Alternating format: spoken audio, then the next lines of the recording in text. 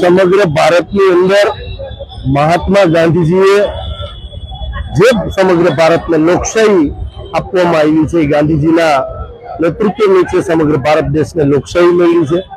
મહાત્મા ગાંધીનું બિરુદ જેમને પ્રાપ્ત થયેલું છે. કોંગ્રેસ પક્ષની વિચારધારા સાથે ગાંધીજીએ સમગ્ર ભારતની અંદર એક આંદોલનના માધ્યમથી કોંગ્રેસ પક્ષની રચના કરવામાં આવેલી હતી અને વર્ષોથી પરંપરા મુજબ ગાંધી જયંતિ મુજબ કોંગ્રેસના તમામ આગેવાનો કાર્યકરો દ્વારા પુષ્પાંજલિ કરવામાં આવે છે અને ખાદીની ખરીદી કરવામાં આવે છે.